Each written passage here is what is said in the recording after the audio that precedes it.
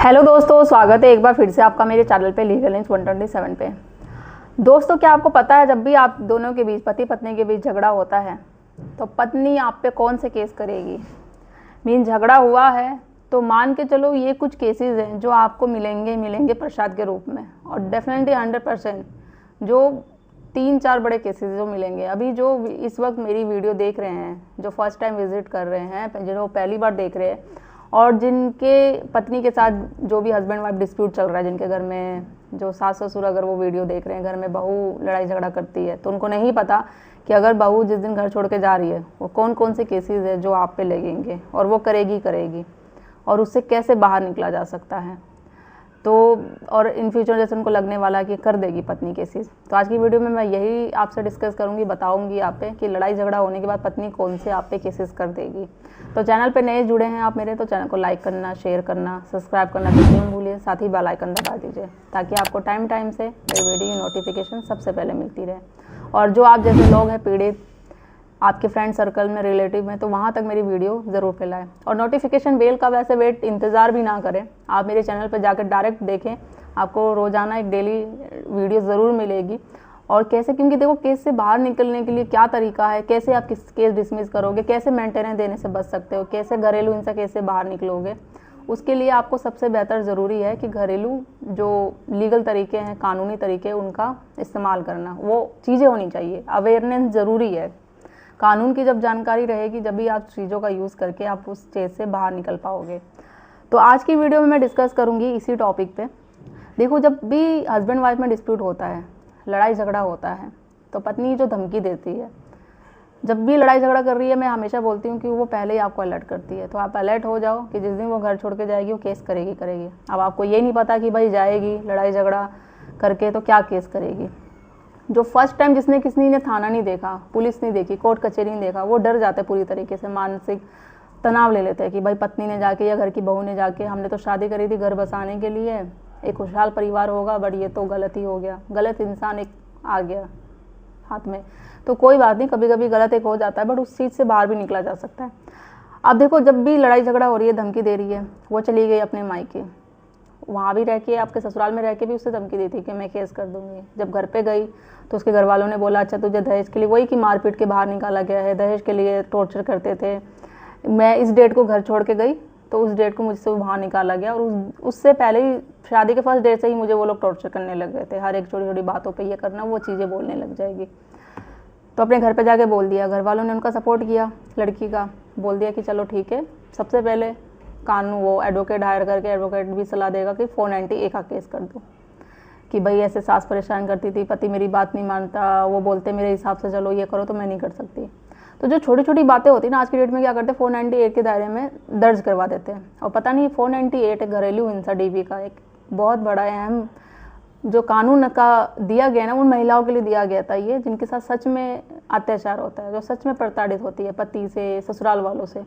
But वो तो आज की डेट में पता नहीं कहाँ गुम हो गई है, या वो आती भी है ना तो उनको न्याय नहीं मिल पाता है। किस लिए? सिर्फ उन झूठी महिलाओं के कारण, उनको जो इनके साथ सच में अत्याचार होता है वो न्याय के लिए तरसती रहती है, कोर्टों के चक्कर काटती रहती है। अब भाई उनसे पूछा जाए क्या है एग्जैक्टली, कभी कभी तो कोई अपने पेरेंट्स के आगे में, मायके वालों के बहकावे में आके केस कर देती है कि तुझे उसने ऐसे बोला, ये बोला, कोई नहीं हम उसको सबक सिखाएंगे, तो केस कर दे 498 का, चल हम है ना तेरे साथ, ज़िंदगी भर हम तुम्हारे साथ रहेंगे। अब एक सिंपल सी बात, जब आपको अपनी बेटी के साथ ज़िंदगी भर साथ रहना है तो आपने शादी करी ही क्यों? शादी करनी ही नहीं चाहिए था। शादी के बाद उसका ससुराल ही उसका घर है, उसको बोलो कि एडजस्ट करने के लिए छोटी छोटी बातों में। कोई बड़ी बात है तो मैं ये नहीं बोलती कि हाँ आप छोड़ दो, बट जब तक एडजस्ट नहीं करेगी और जब तक आप अपना मोह, अपना प्यार नहीं छोड़ेंगे, तो कैसे वो अपनी लाइफ आगे सेटल कर पाएगी, कैसे एडजस्ट कर पाएगी? आप हर मोड़ पे, हर मुकाम पे बोलते हैं मैं हूँ तेरे साथ, मैं देख लूँगा या देख लूँगी, कोई नहीं, तुझे काम नहीं करना, तुझे किसी की बात नहीं सुननी, तो इस तरीके से घर नहीं बसता है। अगर यही चीज़ करनी है तो आपको शादी ही नहीं करनी चाहिए। तो पहली बात ये, अब धमका रही है, डरा रही है, अब यही बात बोल रही हूँ, तो सबसे पहले नंबर 1 पे वापस मान के चलो 498 का केस करेगी कि मुझे टॉर्चर करते थे। उसके बाद जब सेकंड, वकील साहब जी एडवाइस भी दे देंगे उसको कि भाई तुम्हारे साथ तो घरेलू हिंसा हुई है, तुम्हें परेशान करते थे दहेज के लिए, उन्होंने दहेज भी लिया है, मारते थे, पीटते थे, तो घरेलू हिंसा तो करो ही करो। तो DV का, डोमेस्टिक वायलेंस का भी केस करेंगे, दूसरा केस। थर्ड केस जो वो करेंगे कि भाई हमने दहेज दे के उस पर किया, अब हम इसे सूद समेत वापस लेंगे। कोर्ट जाने के, कचहरी के, जितना हमारा शादी में खर्चा लिया उसे लेने तो पड़ेंगे ना, उसी से पैसे लेंगे और उसी को कोर्ट में घसीटेंगे, उन सबको कोर्ट में घसीटेंगे। तो मेंटेनेंस का केस करेंगे। ये 3 केसेस है, मान के चलो 498 DV जिसे घरेलू हिंसा कहते हैं, मेंटेनेंस, ये आम गाँव पे कॉमन केसेस बन चुके हैं जो आप लोगों पे होंगे ही होंगे। तो आप मान के चलो ये प्रसाद के रूप में तो आपको पक्का मिलेगा ही मिलेगा जब पत्नी लड़ाई झगड़ा करके आपका घर छोड़ के चली गई है, ससुराल छोड़ के, मायके। तो ये आमतौर पे 3 केसेस होंगे ही होंगे, ठीक है। इसके अलावा आजकल तो लेडीज़ इतनी वो हो गई है कि किस तरीके से ससुराल वालों को फंसाया जाए और पति को परेशान किया जाए, सबक सिखाया जाए, डिमांड पूरी करने के लिए अपनी जो वो मांग रही है, जो वो चाह रही है उसके हिसाब से चले तो और भी केसेस कर देती है, जैसे 354 छेड़छाड़ का, 376, ये सारी धाराएं, और भी बहुत सारे आरोप है, बहुत सारे धाराएं हैं वो देवर पे, ससुर पे लगा देती है इस तरीके से, जो बहुत गंभीर आरोप होते हैं, जिनके मतलब सोच के भी बड़ा अजीब सा लगता है कैसे कैसे लगा दिया। और सबूत अगर मांगा जाए कि ठीक है किसने आपको छेड़छाड़ा वो किया दिखाओ, तो सबूत थोड़ी ना आएगा, मैं उस समय रिकॉर्ड थोड़ी ना करूँगी, कोई सबूत कहाँ है मेरे पास। तो इस तरीके से बात है, जिनके साथ सच में ये चीज़ें होती है ना तो उनको पता चल जाता है उनकी बातों से किस तरीके से कि कौन बोल रहा है। अब वो पता क्या मोस्टली लेडीज़ क्या करती है, जो झूठे लेडीज़ होते हैं उनकी बात कर रही हूँ मैं, वो कोर्ट में जाकर ना एक रो के दिखा देती है अपने आप को, रोना, अपने आप को इतना लाचार दिखाना है, बेबस। अगर उन्होंने सबूत नहीं है, बोले कि सबूत तो है ही नहीं है, वो क्या करेगी, एक बेहतरीन तरीका अपनाएगी, रोना, रो देगी ना, समझ लो बस कहानी ख़त्म। आपके पास एविडेंस भी होगा ना, सबूत भी होगा, वहाँ जज बेचारा उसके आंसू में पिघल जाएगा, यार ये महिला है, सच में लगता है इसके साथ अत्याचार हुआ, जब भी तो रो रही है ना, ये अपने दुख दर्द दिखा रही है। और वही उसका ना सबसे बड़ा जो बोले ना ब्रह्मास्त्र का वो एक यूज़ करती है अपने आंसू दिखा कर कोर्ट में। और यही आपको नहीं करना है। अगर आप ऐसा कर सकते हो ना तो मैं तो कहती हूँ आप भी रो के दिखाओ। बहुत सारे ऐसे हस्बैंड होते हैं हमारे पास, वो क्लाइंट आते हैं ना तो हम बोलते हैं, कभी किसी के चेहरे से लग जाता है कि हम पूछते हैं कि क्या आप तो रो सकते हो, आपके चेहरे से देख के ऐसा लगता है, तो पूछते हैं मैडम क्यों ऐसा आप क्यों पूछ रहे हो। यार मैं जब आपकी पत्नी रो के कोर्ट में ड्रामा कर सकती है, वो केस अपने फेवर में ले सकती है, तो आप क्यों नहीं। हमने तो बहुत आदमियों को देखा है रोते हुए, उनके साथ तो एग्जैक्टली सच में होता है ना, इमोशनल तो सच में बाहर निकल जाते हैं। लेडीज़ों के तो वो घड़ियाली आंसू होते हैं, क्यों झूठे केसेस कर रही है, साबित नहीं कर पा रही, एविडेंस नहीं दे पा रही, तो वो क्या करती है, आंसू दिखाकर रोकर ड्रामा करके सोचती है अपने फेवर में केस ले ले।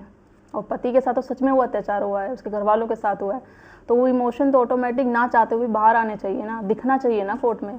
तो आप भी ऐसा करो ना, क्यों नहीं कर सकते। वो तो सच में आपके साथ अत्याचार कर रही है ना, आपके घर वालों को, आपके माँ बाप को परेशान कर रही है, आपके पेरेंट्स को परेशान कर रही है, तो आप भी उस पर उसके पेरेंट्स को परेशान करो, उस पर भी केस लगा दो ना, अगर वो आपके पेरेंट्स पे केस लगा रही है तो। बहुत सारी धाराएं हैं, बहुत सारे केस है, 504, 506, 211 का लगाओ, मानहानि का केस लगाओ। ऑलरेडी मैंने इस पर वीडियो बना रखी है, एक मेरी वीडियो जाके देखना जिस पर मैंने 9, 10 से 12 आपको धाराएं बता रखी है, जिसपे आप पत्नी पे उसके मायके वालों पर कर सकते हैं। तो बहुत सारी धाराएं हैं, बहुत सारे केसेस। अब ऐसा नहीं है कि सिर्फ महिला पक्ष के लिए कानून बनाया गया। अब ऐसी जजमेंट डेली, ऐसी दिल्ली हाईकोर्ट की मैंने अभी इस वीक में आपको 2-3 जजमेंट दी है, जिसमें पत्नी को सूद समेत है जो इंटरी मेंटेनेंस पति को वापस देना पड़ा, उसको जेल हुई यहाँ तक एक जजमेंट में। एक दिल्ली हाईकोर्ट का जजमेंट था जिसमें कि उसको पत्नी को झूठा वो साबित नहीं कर पाई, उसको पति को खुद मेंटेनेंस देना पड़ा यहाँ तक। बहुत सारी जजमेंट आ रखी, बहुत सारी गाइडलाइंस है। तो अब आप क्यों घबराते हैं, आप क्यों टेंशन लेते हैं, आपके फेवर में भी है, बस आपको जानने की ज़रूरत है। और मैं हमेशा अपना टाइम से आपको ये नॉलेज देती रहती हूँ, जो भी जजमेंट आती है, नई गाइडलाइंस आती है, या किस तरीके से आपको केस में जीतना है, हेल्प लेनी है, तो सारी चीज़ें मैं आपको शेयर करती हूँ। तो फिर भी कुछ चीज़ें रह जाती है, आप मुझे बता सकते हैं कमेंट में, या कुछ अपने केस से रिलेटेड एडवाइस चाहते हैं, सलाह चाहते हैं, तो अपॉइंटमेंट बुक करके कॉल पे बात कर सकते हैं। और ज़्यादा से ज़्यादा लोगों तक शेयर कर दीजिए। और किसी पर्टिकुलर वीडियो पे आप टॉपिक चाहते हैं कि मैं वीडियो बनाऊँ उस पर, तो कमेंट में करके मुझे ज़रूर बताइए। तो जल्दी मिलती हूँ मैं कैसे इन्फॉर्मेटिव वीडियो के साथ। चैनल को सब्सक्राइब करना बिल्कुल मत भूलिए।